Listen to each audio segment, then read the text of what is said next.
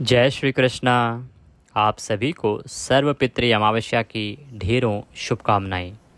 प्रिय भक्तों, आज का ये वीडियो बड़ा ही महत्वपूर्ण है। आज के इस वीडियो में आप जानेंगे सर्वपितृ अमावस्या की महिमा, कि सर्वपितृ अमावस्या पर किस प्रकार से आपको पितरों को तृप्त करना चाहिए, सर्वपितृ अमावस्या क्यों मनाई जाती है, इसका महत्व क्या है, और वो कौन सा कर्म है जो आपको इस दिन अवश्य करना चाहिए, अन्यथा आपके पितृ नाराज हो जाते हैं और वो श्राप देकर वापस जाते हैं। क्यों?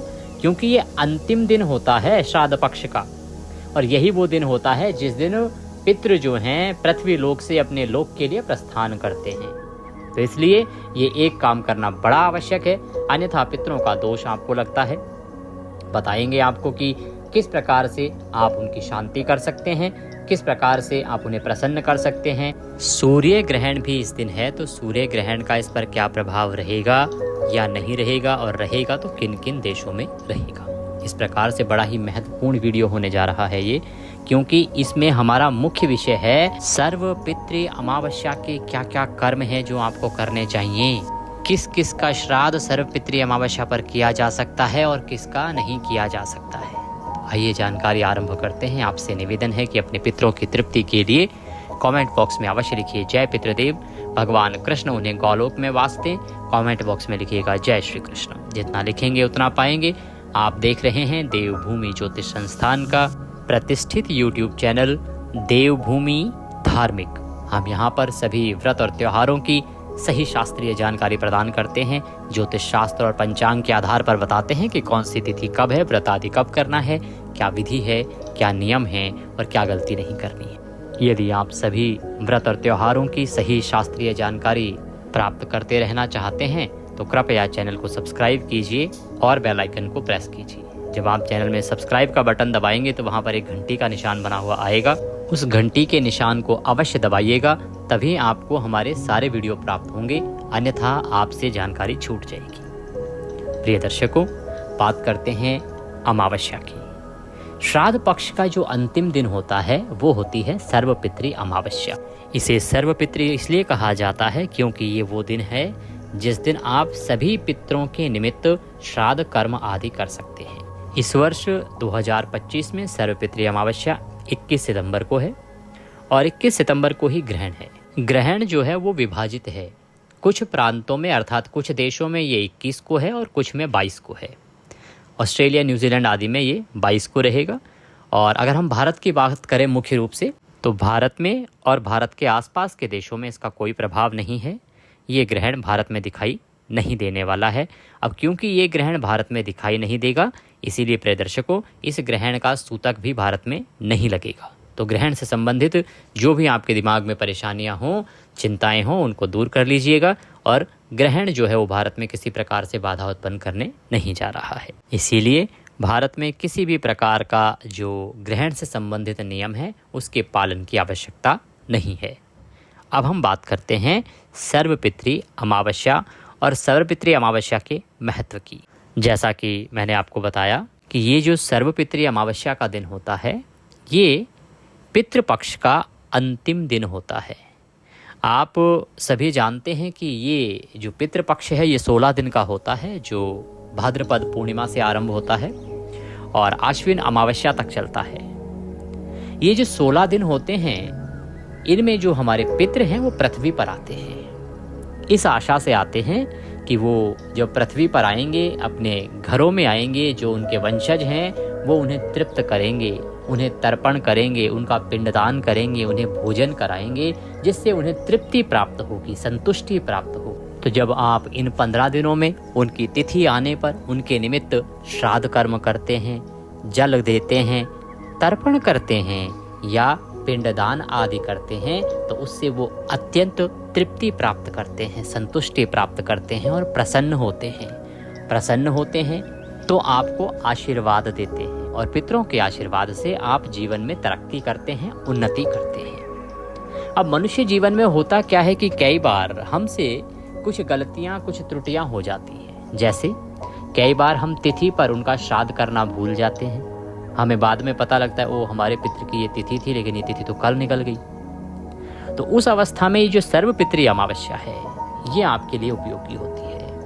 अगर किसी का भी श्राद्ध करना आप भूल गए हैं तो आपको इस दिन श्राद्ध कर्म उसका करना चाहिए, आप कर सकते हैं। इससे आपके पितृ आपको दंड नहीं देंगे, वो रुष्ट नहीं होंगे। दूसरा, यदि किसी जीव आत्मा का प्राण कब निकला ये आपको ज्ञात ही नहीं है, ऐसा कई बार होता है कि उनकी तिथि ज्ञात नहीं होती किसी को कि क्या तिथि थी जिस दिन उनका देहांत हुआ था, या उनकी श्राद्ध की तिथि क्या है। जब किसी की श्राद्ध की तिथि ज्ञात नहीं होती तो उस जीवात्मा के लिए भी अमावस्या के दिन श्राद्ध कर्म किया जाता है। अमावस्या के दिन श्राद्ध कर्म करना चाहिए। वहीं कुछ ऐसी मृत्यु होती हैं जैसे हमारे सेना के जवान, वो बॉर्डर पर शहीद होते हैं, किसके लिए? हम सब के लिए। तो आपको अमावस्या के दिन श्राद्ध कर्म अवश्य करना चाहिए। इसके लिए ये नहीं देखना कि हमारे तो किसी का होता ही नहीं अमावस्या को, नहीं, किसी का क्यों नहीं होता है। देखिए, अमावस्या पर या तो उनका श्राद्ध करें आप जिनका भूल गए हैं, ठीक है, आपने सबका समय पे किया है, अच्छी बात है। अनजाने कुछ ऐसे पितृ होते हैं जिनकी जानकारी हमें नहीं होती है, जो हमसे आशा करते हैं। ऐसे पितृ होते हैं, कई बार वो हमारे ग्राम के होते हैं, कई बार वो हमारे ननिहाल पक्ष के भी हो सकते हैं। ऐसा नहीं है, ये एक भ्रांति है कि आपको तर्पण केवल पितृ पक्ष का ही करना चाहिए, अर्थात जो पिता के पक्ष के लोग हैं उन्हीं का करना चाहिए। कई बार ननिहाल पक्ष के भी कुछ पितृ आपसे तृप्ति की कामना रखते हैं, वो चाहते हैं कि उन्हें तृप्ति प्रदान करें, आप उन्हें जलार्पण करें, आप उनका पिंडदान आदि करें या उन्हें भोजन आदि दें। तो इसीलिए जो अमावस्या तिथि है इस पर आपको अवश्य रूप से पितरों के निमित्त जल तर्पण करना चाहिए और भोजन आदि दान करना चाहिए। अब यहाँ एक विशेष बात बताता हूँ आपको। यहाँ बहुत सारे ऐसे लोग होंगे जो प्रश्न उठाते हैं कि अगर हम ना करें तो क्या होगा। प्रिय दर्शकों, हमारे जो पितर आते हैं जब वो पूर्णिमा को आ जाते हैं, एकम से ही जिसका श्राद्ध होता है वो प्रतीक्षा करते हैं कि आज उनके लिए जल तर्पण होगा, पिंडदान होगा या भोजन मिलेगा। आप उनकी तिथि निकाल देते हैं, भूल जाते हैं, रह जाती है। वो अमावस्या तक प्रतीक्षा करते हैं, अमावस्या तक प्रतीक्षा करते हैं कि आप उन्हें तृप्त करेंगे, उन्हें जल अर्पण करेंगे, उनका संतुष्टिकरण करेंगे। लेकिन जब अमावस्या का दिन आ जाता है और आप अमावस्या के दिन भी उनका श्राद्ध कर्म आदि नहीं करते, उन्हें जल अर्पण नहीं करते, जल तर्पण नहीं करते, तब वो रुष्ट हो जाते हैं, क्योंकि ये उनके जाने का समय आ गया है। अब इससे अधिक समय तक वो रुक नहीं सकते। उनके पास पृथ्वी लोक पर रहने के लिए इतना ही समय होता है, केवल ये 15 दिन का ही। अब अमावस्या आ गई है, उन्हें अपने लोक में पहुंचना ही है। अब क्योंकि वो आए थे तृप्ति के लिए, भोजन के लिए, संतुष्टि के लिए, आपने क्या किया? एक प्रकार से अनादर किया, असंतुष्ट कर दिया। अब वो नाराज होंगे आपसे, वो नाराज होते हैं और आपको श्राप दे के जाते हैं। शब्दों को ऐसे ही समझिएगा जैसे मैं कह रहा हूं। वो नाराज होते हैं और आपको श्राप दे के जाते हैं, और उनके श्राप के कारण फिर आपका जीवन जो है वो तबाह हो जाता है, तहस नहस हो जाता है। बाकी कुछ प्रभाव डाले ना डाले, आपके पितरों का वो जो श्राप है वही पितृ दोष के रूप में आपके सामने आता है। और फिर आप यहाँ वहाँ फिरते हैं, किसी पंडित जी को पत्री दिखाएंगे, हमारे पास आएंगे, पूछेंगे पंडित जी बड़ी परेशानी है, काम नहीं चल रहा था पर पता नहीं क्या हो गया अचानक से। अब तो हालत ये हो गई कि रोटी के भी पैसे नहीं निकल पाते, जो किराए पे रहते मकान खाली करना पड़ रहा है। परिवार बड़ा अच्छा प्रेम भाव था, अचानक से पता नहीं क्या हो गया, बिना कारण के लड़ाई हो जाती है, पति पत्नी के बीच में तलाक तक की नौबत आ गई है कुछ ही समय में। बहुत लोगों को संतान उत्पत्ति तक रुक जाती है, आर्थिक हालात बिगड़ जाते हैं, सामाजिक हालात बिगड़ जाते हैं, मानसिक क्लेश बढ़ जाता है। ये सब होता है पितरों की नाराजगी और पितरों की अतृप्तता तथा पितृदोष या पितृश्राप के कारण। ये है, अगर आपने नहीं किया, अमावस्या तक भी अपने पितरों को तृप्त नहीं किया, तो ये आपको उसका भुगतान करना पड़ेगा। अब निर्णय आप कीजिए कि आप करेंगे कि नहीं करेंगे। यहाँ पर हमारे बहुत से दर्शक हैं जो कहते हैं पंडित जी हमारे यहाँ ये होता नहीं है तो क्या करें। देखिए, हो सकता है किन्हीं कारणों से आपके पुराने पूर्वज नहीं करते होंगे, लेकिन ये कर्म करने से किसी को लाभ ही होगा, हानि नहीं है। इससे किसी को हानि नहीं होगी। इसको ऐसे देखिए, आप किसी को भोजन दे रहे हैं तो इससे आपको लाभ होगा, आपको दुआएं मिलेंगी, उसका आशीर्वाद मिलेगा, हानि तो है नहीं इसमें। तो अगर आपके पूर्वज नहीं करते थे तो कोई बात नहीं, आप शुरू कीजिए, आप शुरू करेंगे, आपको लाभ होगा इसका। तो आप अवश्य रूप से अमावस्या के दिन पितृ तर्पण कीजिएगा। करना क्या है, एक संक्षिप्त विधि आपको बताता हूँ। संक्षिप्त विधि यह है कि स्नान आदि से निवृत्त होके स्वच्छ वस्त्र धारण करके एक लोटा लीजिएगा, तांबे का या पीतल का।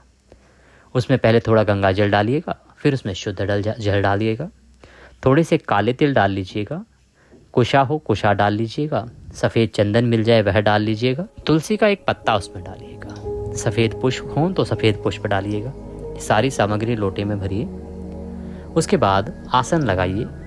आसन लगा के दक्षिण दिशा की ओर मुख करके लोटे को सामने रखिए और बैठ जाइए। लोटे में देखते हुए या लोटे को सामने रख के गीता के 7वें अध्याय का पठन कीजिए या श्रवण कीजिए। गीता का 7वां अध्याय सुनिए। गीता का 7वां अध्याय सुनने के बाद उसका पुण्य संकल्प करके अपने पितरों को अर्पित कीजिए कि हे भगवान वासुदेव, मैंने ये जो गीता का 7वां अध्याय श्रवण किया है, सुना है, इसका संपूर्ण पुण्य मैं अपने अमुक पितरों को अर्पित करता हूँ या करती हूँ।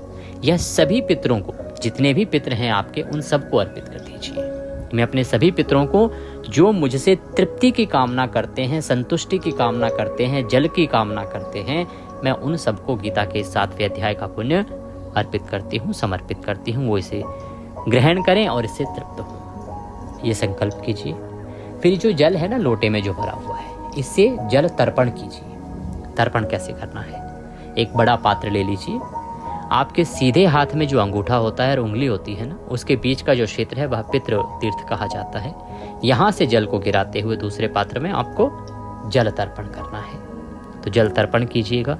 जब आप जल तर्पण करेंगे तो अपने पितरों को स्मरण कीजिए और ओम ह्रीं श्रीं क्लीं स्वधा देव्यै स्वाहा, ओम ह्रीं श्रीं क्लीं स्वधा देव्यै स्वाहा, इस मंत्र को बोलते हुए जपते हुए तर्पण कीजिए। तर्पण करने के बाद वह जल पीपल के वृक्ष में अर्पित किया जाता है, परंतु इस बार जो अमावस्या है वो रविवारी है।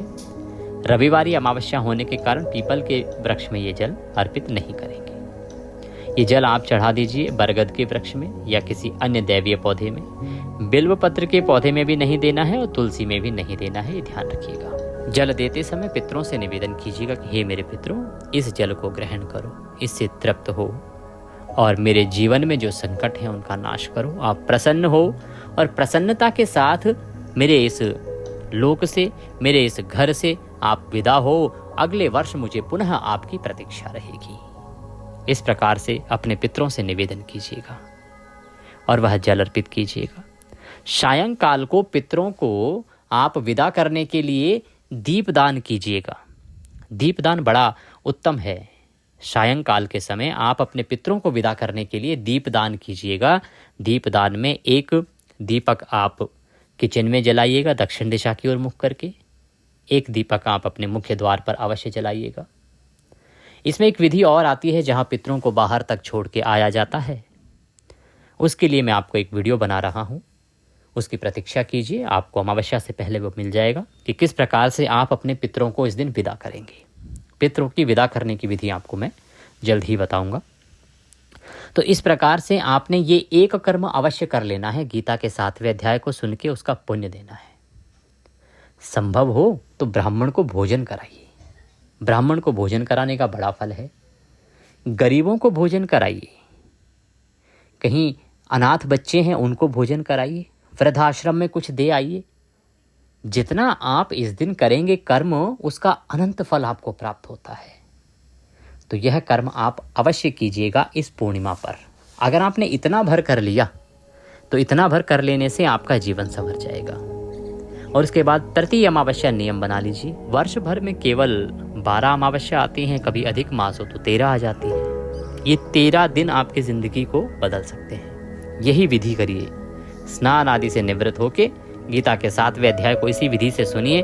इसका पुण्य और जल जो है वो अपने पितरों को अर्पित कीजिए। आप देखिएगा आपका जीवन बदलने लगेगा। शुरुआत इसी से कीजिए, सर्वपितृ अमावस्या से। इसको मैं आपको महाभारत के एक श्लोक के माध्यम से समझाने का प्रयास करता हूँ कि कैसे ये आपके जीवन को संभाल सकता है। शास्त्र कहते हैं कि पित्रे राज्ञ हनि मासः प्रविभागस्तयो पुनः शुक्लहो कर्म चेष्टायाम कृष्णः अस्पप्रायः सर्वरि। हाथ जो शुक्ल पक्ष है ना, जो कि अमावस्या से आरंभ होता है, शुक्ल पक्ष की शुरुआत होती है अमावस्या तिथि से। तो ये जो शुक्ल पक्ष का समय है, ये पितरों के काम करने का समय है। इस समय पर जो पितर हैं वो काम करते हैं, अर्थात ये उनके दिन का समय है। आप काम कब करते हैं? दिन में ना।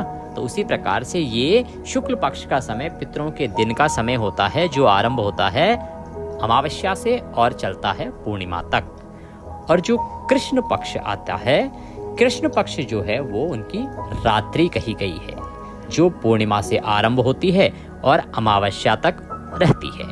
तो ये जो अमावस्या तिथि है ना, एक प्रकार से ये समझ लीजिए कि ये पितरों की सुबह 6-7 बजने का समय होता है। इस समय उनकी सुबह हो रही होती है और यही कारण है कि अमावस्या तिथि को ब्रह्मा जी ने पितरों को समर्पित कर दिया है, क्योंकि ये उनकी सुबह का समय है। तो इसीलिए उनकी तृप्ति के लिए ये उत्तम है और ब्रह्मदेव ने इसको पितरों को समर्पित तिथि बोल दिया है। इसीलिए जब आप इस दिन अपने पितरों के निमित्त श्राद्ध कर्म आदि करेंगे, गीता का 7वां अध्याय सुनेंगे और उसका पुण्य अर्पित करेंगे अपने पितरों को, तो उससे आपके पितृ जो हैं वो तृप्त होंगे। इस प्रकार से महाभारत में वर्णन आता है कि किस प्रकार से जो अमावस्या तिथि है वो क्यों महत्वपूर्ण है पितरों के लिए। मनुस्मृति में भी और विष्णु पुराण आदि में भी इसका उल्लेख है। जैसे मैंने अभी इस श्लोक के माध्यम से बताया, वैसा ही वर्णन इन दोनों में भी आपको प्राप्त होता है। यदि आप इस दिन आप पितरों को जल तर्पण आदि से तृप्त करते हैं तो इससे वो अति प्रसन्न होते हैं और उनकी कृपा दृष्टि हमारे परिवार पे बनी रहती है। सदा हम पर वो प्रसन्न रहते हैं और उनके आशीर्वाद से आपको अनंत सुखों की प्राप्ति होती है, जीवन के सभी संकटों का नाश होता है। अब बात आती है कि ये जो सर्वपितृ अमावस्या है, इस पर आपको जल तर्पण आदि कब करना है। प्रिय दर्शकों, देखो इसके लिए ना 3 मुख्य वेलाएं मानी गई हैं, जिनमें जब आप पितृ पूजन करते हैं ना तो बहुत ही अनंत एक प्रकार से इसका फल प्राप्त होता है। सबसे पहला कुतुब काल, जिसकी मैं सदा चर्चा करता आया हूँ आपके लिए। पहला होता है कुतुब काल, दूसरा होता है रोहिणी मुहूर्त, ये भी बड़ा ही शुभ उत्तम माना गया है फल पाने के लिए। और तीसरा है अपराह्न काल। अपराह्न का अभिप्राय होता है दोपहर का जो समय है। तो ये जो प्रमुख, जो कहते हैं ना कि सबसे उत्तम समय होता है पितरों को प्रसन्न और जल अर्पण आदि का, तो ये प्रमुख रूप से 3 मुहूर्त होते हैं। मैं दिल्ली का अनुसार आपको समय बता रहा हूँ, बाकी सभी राज्यों में ये समय अलग अलग होता है। मैं प्रयास करूँगा अगर वीडियो में लगा पाया तो, अन्यथा आप अपने राज्य का समय कमेंट बॉक्स में लिख के पूछ लीजिएगा या व्हाट्सएप के माध्यम से भी आप मुझसे पूछ सकते हैं। कमेंट्स में जब आप लिखेंगे कि आपका ये शहर है तो मैं आपको उसके अनुसार, राज्य के अनुसार वहाँ का समय बता दूंगा। कुतुब काल का मुहूर्त दिल्ली में रहेगा 11:51 से और 12:41 तक। रोहिणी मुहूर्त रहेगा 12:41 से और 1:31 तक। अपराह्न काल का जो मुहूर्त है वो रहेगा 1:31 से और 4:01 तक। ये मैंने दिल्ली का बताया है, आप अपने राज्य के अनुसार पूछ सकते हैं। मैं अवश्य ही इसके विषय में आपको जानकारी प्रदान करूंगा। एक महत्वपूर्ण जानकारी कि जब भी आप पितृकर्म करें तो पितृकर्म करने से पहले आपको स्वयं आहार ग्रहण नहीं करना चाहिए। आपको स्वयं भोजन नहीं कर लेना है, कुछ खाना पीना नहीं है। तो ऐसा ना करें कि आप अरे मुहूर्त तो दोपहर को 11 बजे है, हम पहले खा लेते हैं फिर कर लेंगे तर्पण। नहीं नहीं, ऐसा ना कीजिएगा, ये गलत होगा। बहुत सी हमारी जो बुजुर्ग माताएं बहनें हैं वो जानती भी हैं कि सबसे पहले पितरों की पूजा, उसके बाद ही खाना चाहिए। स्वयं जो है कुछ भी ग्रहण नहीं करना है पितृ पूजन से पहले। अब क्या होता है कई बार कि आपको ऑफिस जाना है, तो देखिए आपको क्या करना चाहिए कि जब आप ऑफिस जा रहे हैं ना, उससे पहले ही कर जाइए। जो घर पे रहते हैं वो करें दोपहर के मुहूर्त में, कुतुब काल के समय। लेकिन अगर किसी को जाना है, कार्यालय जाना है, दफ्तर जाना है, ऑफिस जाना है, तो आप सूर्योदय के बाद ही इस कर्म को करके जा सकते हैं। बहुत सारे लोग हैं हमारे जो दर्शक पूछते हैं कि पंडित जी हमें तो ऑफिस जाना होता है, कैसे करें कुतुब काल में। तो कोई बात नहीं, अगर आप कुतुब काल में नहीं कर पाते हैं तो बाकी ऑफिस जाने से पहले कर जाइए। सूर्य उदय के बाद से ये उत्तम ही उत्तम है आप करें। ये 3 जो मुहूर्त होते हैं ये विशेष होते हैं, परंतु इनमें ना कर पाए तो कोई बात नहीं, कर्म अवश्य करके जाइएगा। क्या करना है? जल का तर्पण आपने अवश्य करना है, गीता के 7वें अध्याय का श्रवण आपने अवश्य करना है, और जो मैंने दान बताए हैं वो अवश्य करनी चाहिए। आज के दिन कुछ जानवरों को भी खिलाने का लाभ है।